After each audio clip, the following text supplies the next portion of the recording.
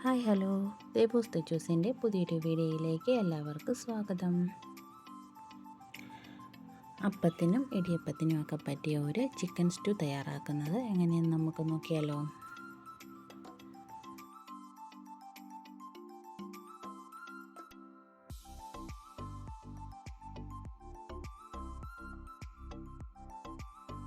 ഒരു ഉരുളി എടുത്ത് വെച്ച് കൊടുത്ത് അതിലേക്ക് ഓയിൽ ഒഴിച്ച് കൊടുക്കുന്നുണ്ട്. ഓയിലൊന്ന് ചൂടായി കഴിയുമ്പോൾ സ്പൈസസ് ആയ കറുവാപ്പട്ട, ഏലക്ക, ജീരകം, കുരുമുളക് എല്ലാം കൂടി ഒന്ന് ഇട്ട് കൊടുക്കാം.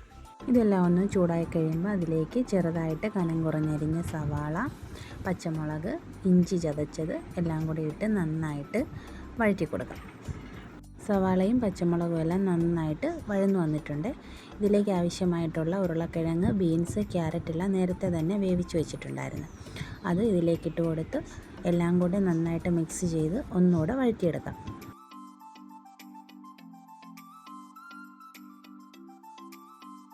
സവാളയും ക്യാരറ്റും ഉരുളക്കിഴങ്ങും എല്ലാം നന്നായിട്ട് വഴന്നു വന്നിട്ടുണ്ട്. അതിലേക്ക് ഉപ്പും കുരുമുളകും കൂടെ ചേർത്ത് വേവിച്ച് വെച്ചിരിക്കുന്ന ചിക്കൻ അതിലേക്ക് ഇട്ട് കൊടുക്കാം. ഇനി ഇതെല്ലാം ഒന്ന് മിക്സ് ചെയ്തെടുക്കാം.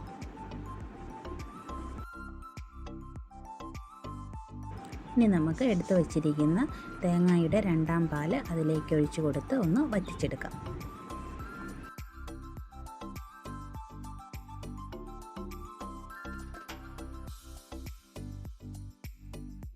അതൊന്ന് തിളച്ച് കുറുകി വരുമ്പോൾ അതിലേക്ക് നമുക്ക് ഗരം മസാല പൊടിച്ചതുകൂടെ ചേർത്ത് കൊടുക്കാവേ.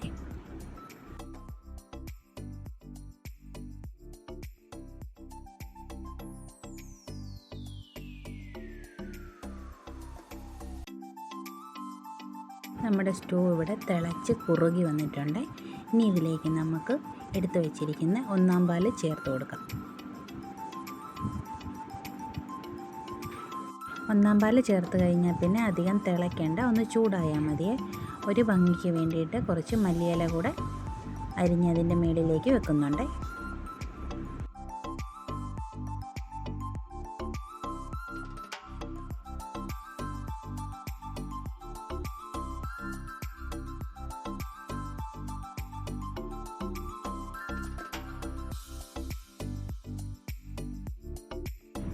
പുതിയ കൂട്ടുകാർ ആരെങ്കിലും എൻ്റെ വീഡിയോ കാണുന്നുണ്ടെങ്കിൽ എൻ്റെ ചാനലൊന്ന് കൂട്ടാക്കണേ.